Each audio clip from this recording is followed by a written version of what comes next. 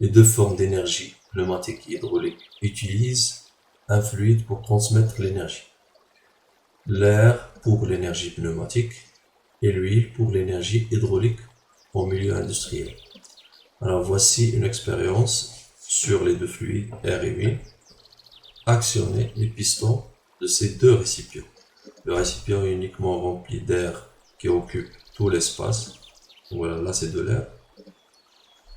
Le récipient contient de l'huile. On négligera l'influence de l'air présent entre le piston et l'huile. Première expérience. Je pousse le piston.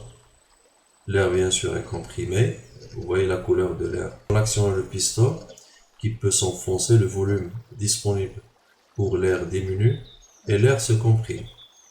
La pression de l'air enfermé augmente. C'est pour ça que l'air devient rouge. Alors, dès qu'on relâche le piston, la pression de l'air étant supérieure à la pression atmosphérique, le piston est repoussé pour revenir au volume initial. Donc, le piston est rappelé à sa position par la pression de l'air. Alors, on fera la même chose pour l'huile.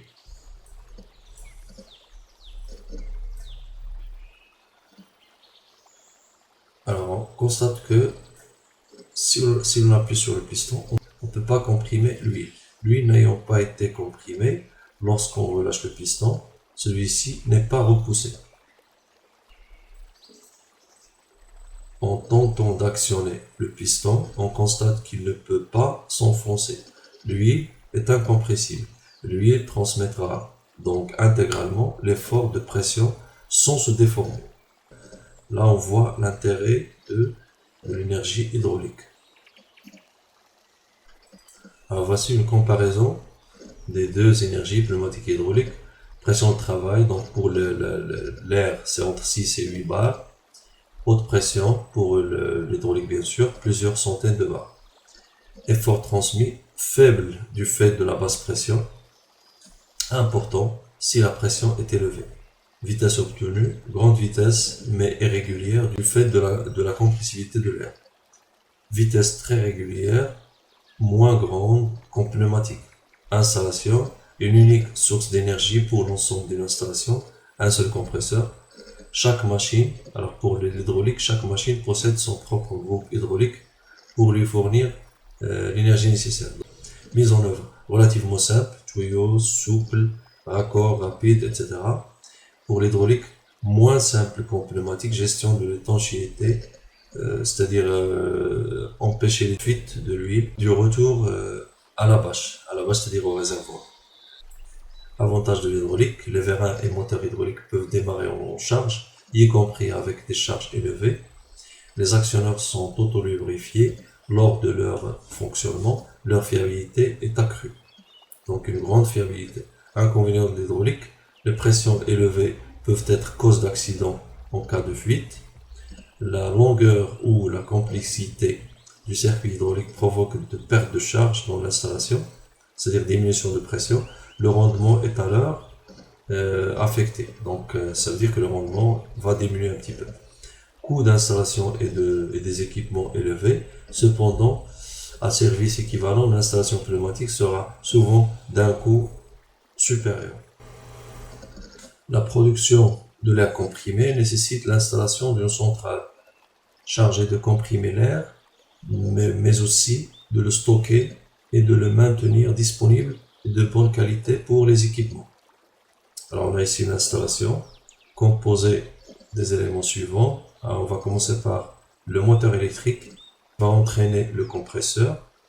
Alors, moteur électrique chargé d'entraîner le compresseur. Ensuite, compresseur chargé d'augmenter la pression de l'air lorsqu'il est entraîné par le moteur.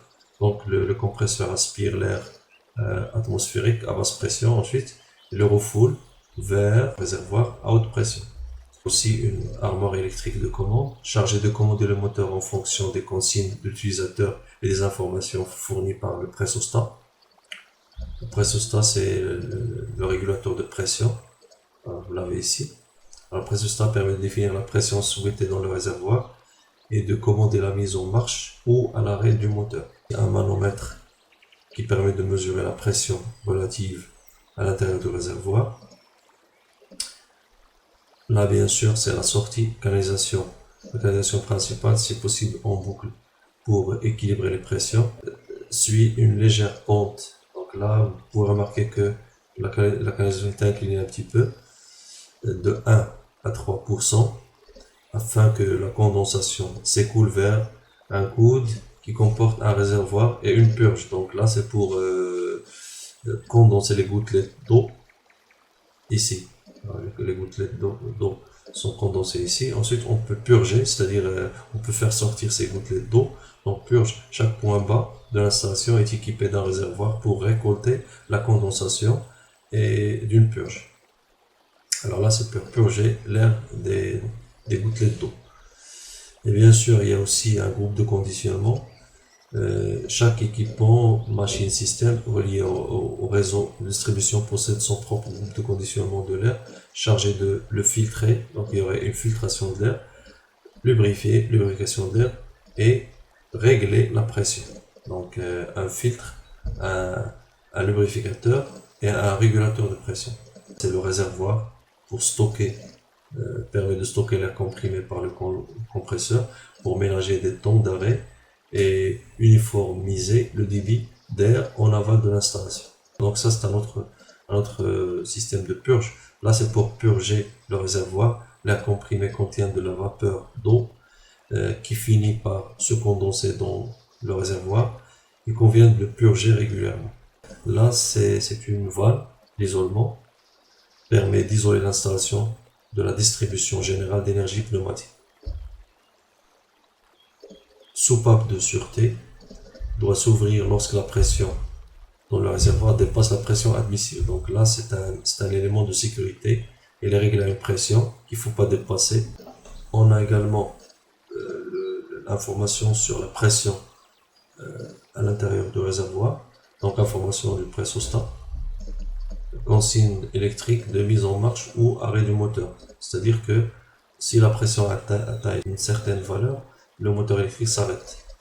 Lorsqu'on utilise la pression à partir de la source, à partir du réservoir, la pression chute un petit peu, le moteur démarre de nouveau jusqu'à ce que la pression atteigne de nouveau la valeur définie par le pressostat.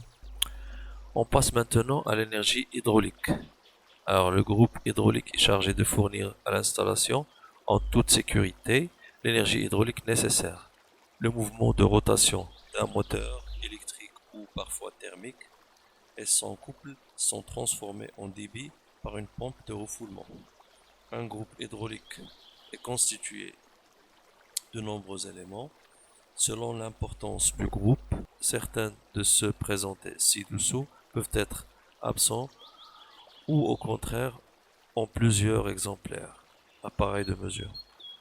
Alors on a d'abord les éléments constitutifs, on a un moteur. Donc là vous regardez en même temps le schéma et la photo. Alors vous verrez en même temps, alors si je sélectionne le moteur, alors il est encadré sur la photo et sur le schéma. Moteur. Donc moteur pour entraîner la pompe, une pompe de refoulement, un réservoir d'huile qui recueille aussi l'huile retournée par l'installation, des filtres chargés d'assurer en permanence une qualité optimum de l'huile, des instruments de mesure, niveau d'huile, pression, température, etc., des valves de sécurité, surpression et de commande. Groupe hydraulique compact. Pour des applications de faible puissance, on utilise des groupes hydrauliques compacts où le moteur et la pompe peuvent être directement intégrés au réservoir. Par exemple pour le groupe ci-dessous, alors le moteur et la pompe directement intégrés au réservoir. Cependant, la constitution d'un tel groupe ne permet pas de dissiper facilement la chaleur et on le réserve à des utilisations en tout ou rien. Le groupe est arrêté dès que la pression de service est atteinte.